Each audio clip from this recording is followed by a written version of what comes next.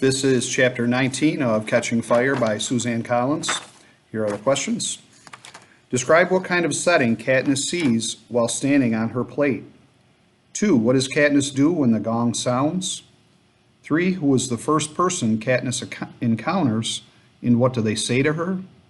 4. What makes Katniss think this person may be an ally? 5. What is in the cornucopia this time? 6. Where do Katniss and her ally find Peeta, and what do they do with them? 7. Why is Katniss glad she has Madge for an ally? 8. Describe what kind of terrain the tributes face after they leave the cornucopia. 9. What conclusion does Katniss come to while in the tree? And 10. What does Katniss see at the top of the hill, and what happens next? All right, Chapter 19. Ladies and gentlemen, let the 75th Hunger Games begin. The voice of Claudius Templesmith, the Hunger Games announcer, hammers my ears. I have less than a minute to get my bearings. Then the gong will sound and the tributes will be free to move off their metal plates. But move where? I can't think straight. The image of Cinna, beaten and bloody, consumes me. Where is he now? What are they doing to him? Torturing him? Killing him? Turning him into an Avox? Obviously, his assault was staged to unhinge me, the same way Darius's presence in my quarters was, and it has unhinged me. All I want to do is collapse on my metal plate. But I can hardly do that after what I had just witnessed. I must be strong. I owe it to Cinna, who risked everything by undermining President Snow and turning my bridal silk into mockingjay plumage. And I owe it to the rebels who, emboldened by Cinna's example, might be fighting to bring down the Capitol at this moment. My refusal to play the games on the Capitol's terms is to be my last act of rebellion. So I grit my teeth and will myself to be a player. Where are you? I can still make no sense of my surroundings. Where are you? I demand an answer from myself, and slowly the words come into focus. Blue water, pink sky, white-hot sun beating down. All right, there's the cornucopia, the shining gold metal horn, about 40 yards away. At first, it appears to be sitting on a circular island. But on closer examination, I see the thin strips of land radiating from the circle like the spokes on a wheel. And I think there are 10 to 12, and they seem quite equidistant from one another. Between the spokes is water. Water and a pair of tributes. That's it then. There are 12 spokes, each with 2 tributes balanced on metal plates between them. The other tribute in my watery wedge is Old Wolf from District 8. He's about as far to my right as the land strip on my left. Beyond the water, wherever you look, a narrow beach and then dense greenery.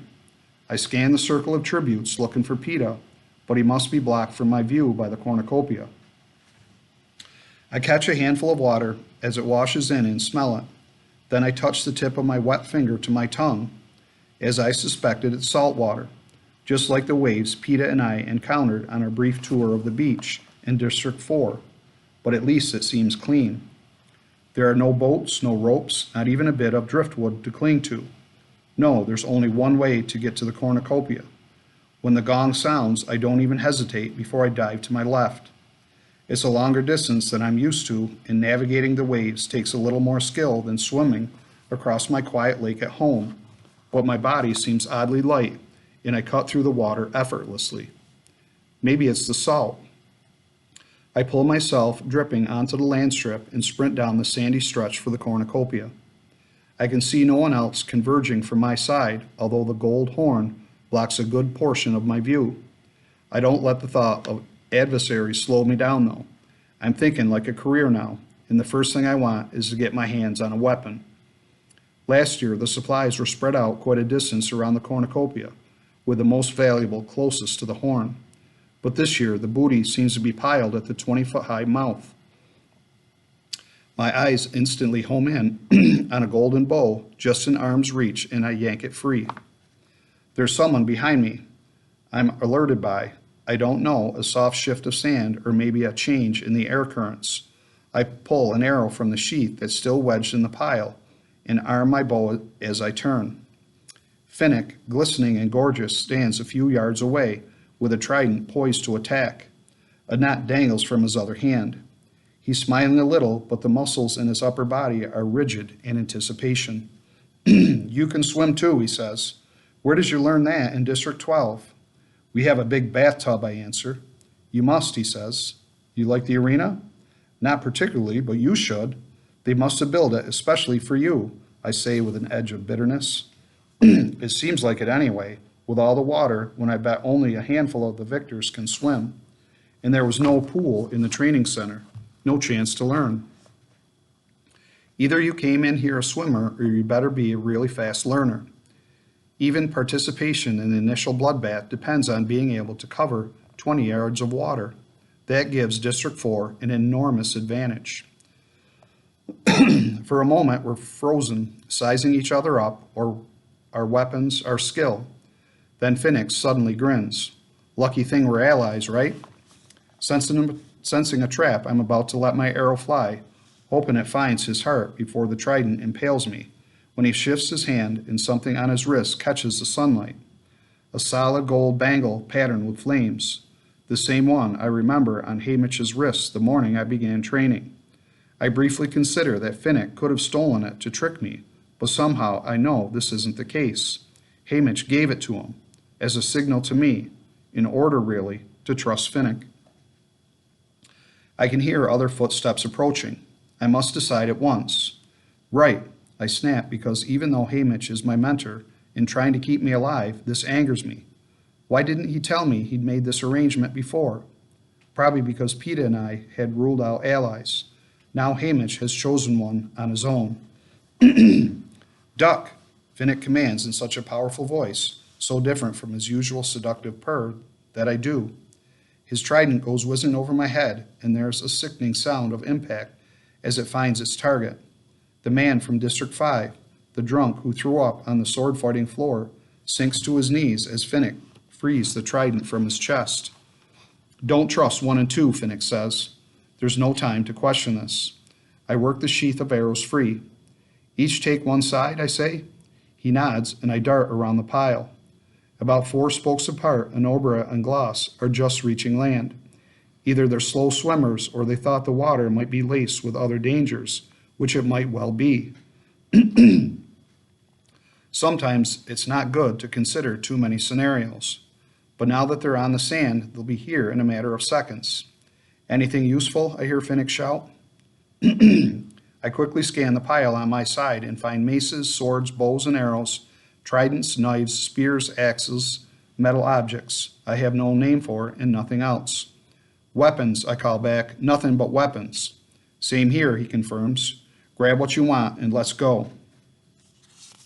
I shoot an arrow at Anobra, who's gotten in too close for comfort, but she's expecting it and dives back into the water before it can find its mark. Gloss isn't quite as swift, and I sink an arrow into his calf as he plunges into the waves. I sling an extra bow and a second sheath of arrows over my body, slide 2 long knives and an awl into my belt, and meet up with Finnick at the front of the pile. Do something about that, would you? He says. I see Brutus barreling toward us. His belt is undone, and he has it stretched between his hands as a kind of shield. I shoot at him, and he manages to block the arrow with his belt before it can skewer his liver. Where it punctures the belt, a purple liquid spews forth, coating his face. As I reload, Brutus flattens on the ground, rolls a few feet to the water, and submerges. There's a clang of metal falling behind me. Let's clear out, I say to Finnick. This last altercation has given Anobra and Gloss time to reach the cornucopia. Brutus is within shooting distance and somewhere certainly Kashmir is nearby too. These 4 classic careers will no doubt have a prior alliance. If I had only my own safety to consider, I might be willing to take them on with Finnick by my side. But it's Peeta I'm thinking about. I spot him now, still stranded on his metal plate. I take off and Finnick follows me without question, as if knowing this will be my next move. When I'm as close as I can get, I start removing knives from my belt, preparing to swim out to reach him and somehow bring him in. Finnick drops a hand on my shoulder. I'll get him. Suspicion flickers up inside me. Could this all be a ruse for Finnick to win my trust and then swim out and drown PETA? I can, I insist. But Finnick has dropped all his weapons to the ground. Better not exert yourself, not in your condition, he says, and reaches down and pats my abdomen. Oh, right, I'm supposed to be pregnant, I think. While I'm trying to think what that means and how I should act, maybe throw up or something, Finnick has positioned himself at the edge of the water. Cover me, he says. He disappears with a flawless dive. I raise my bow, warding off any attackers from the cornucopia, but no one seems interested in pursuing us. Sure enough, Gloss, Cashmere, Enobria, and Brutus have gathered, their pack formed already, picking over the weapons. A quick survey of the rest of the arena shows that most of the tributes are still trapped on their plates. Wait, no. There's someone standing on the spoke to my left, the one opposite PETA. It's Mags, but she's neither heads for the cornucopia nor tries to flee.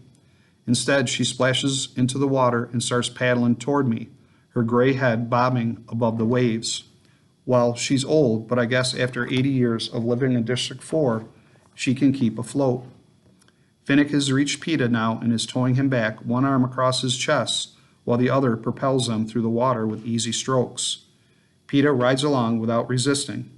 I don't know what Finnick said or did that convinced him to put his life in his hands. Showed him the bangle, maybe? Or just the sight of me waiting might have been enough. When they reach the sand, I help haul PETA up onto dry land. Hello again, he says, and gives me a kiss. We've got allies. Yes, just as Haymitch intended, I answer. Remind me, did we make the deals with anyone else? PETA asks. Only Mags, I think, I say. I nod toward the old woman, doggedly making her way toward us.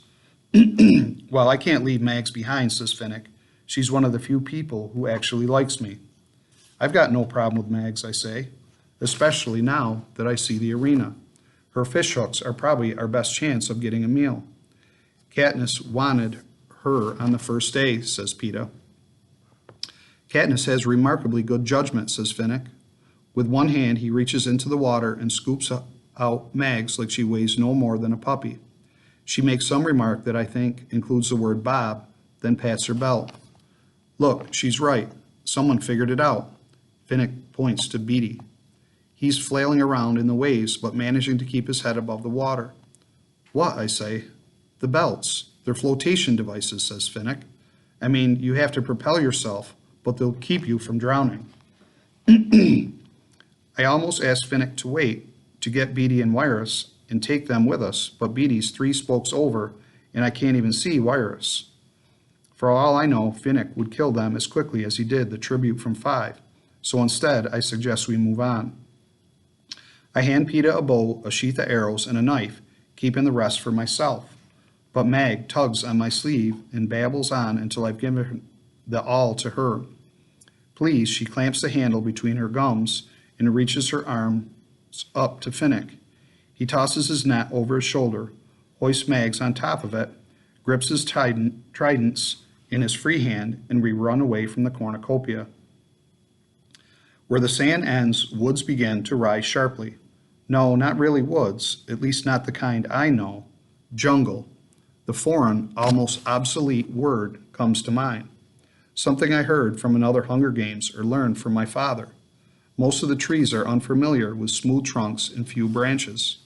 The earth is very black and spongy underfoot, often obscured by tangles of vines with colorful blossoms. While the sun's hot and bright, the air's warm and heavy with moisture, and I get the feeling I will never really be dry here. The thin blue fabric of my jumpsuit lets the seawater evaporate easily, but it's already begun to cling to me with sweat. PETA takes the lead, cutting through the patches of dense vegetation with his long knife. I make Finnick go second because even though he's the most powerful, he's got his hands full with Mags. Besides, while he's a whiz with that trident, it's a weapon less suited to the jungle than my arrows. It doesn't take long between the steep incline and the heat to become short of breath. PETA and I have been training intensely though, and Finnick's such an amazing physical specimen that even with Mags over his shoulder, we climb rapidly for about a mile before he requests a rest. And then I think it's more for Mag's sake than his own. The foliage has hidden the wheel from sight, so I scale a tree with rubbery limbs to get a better view, and then wish I hadn't. Around the cornucopia, the ground appears to be bleeding. The water has purple stains. Bodies lay on the ground and float in the sea. But at this distance, with everyone dressed exactly the same, I can't tell who lives or dies. All I can tell is that some of the tiny blue figures still battle. Well, what did I think? That the victor's chain of locked hands last night would result in some sort of universal truce in the arena? No, I never believed that. But I guess I had hoped people might show some, restraint, reluctance at least, before they jumped right into massacre mode. And you all knew each other, I think. You acted like friends. I only have one real friend in here, and he isn't from District 4. I let the slight soupy breeze cool my cheeks while I come to a decision. Despite the bangle, I should just get over it. I should just get it over with and shoot Finnick. There's really no future in this alliance, and he's too dangerous to let go. Now, when we have this tentative trust, maybe my only chance to kill him. I could easily shoot him in the back as we walk. It's despicable, of course, but will it be any more despicable if I wait, know him better, owe him more? No, this is the time. I take one last look at the battling figures, the bloody ground, to harden my resolve, and then slide to the ground. But when I land, I find Phoenix kept pace with my thoughts, as if he knows what I have seen and how it will have affected me. He has one of his tridents raised in a casually defensive position. What's going on down there, Katniss? Have they all joined hands, taken a vow of nonviolence, tossed the weapons in the sea in defiance of the Capitol? Finnick asks. No, I say. No, Finnick repeats, because whatever happened in the past is in the past, and no one in this arena was a victor by chance. He eyes Peeta for a moment, except maybe Peeta. Finnick knows then what Haymitch and I know about Peeta, being truly deep down better than the rest of us. Finnick took out that tribute from 5 without blinking an eye. And how long did I take to turn deadly? I shoot to kill when I targeted Enorbra and Gloss and Brutus. Peeta would have at least attempted negotiations first, seeing if some wider alliance was possible. But to what end? Finnick's right. I'm right. The people in this arena weren't crowned for their compassion. I hold his gauge, weighing his speed against my own, the time it'll take to send an arrow through his brain versus the time his trident will reach my body. I can see him waiting for me to make a move first, calculating if he should block first or go directly for an attack. I can feel we've both about worked it out when Peeta steps deliberately between us. So how many are dead, he asks. Move, you idiot, I think, but he remains planted firmly between us. Hard to say, I answer. At least 6, I think, and they're still fighting.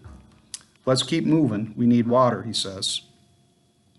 So far, there's been no sign of a freshwater stream or pond, and the salt water's undrinkable.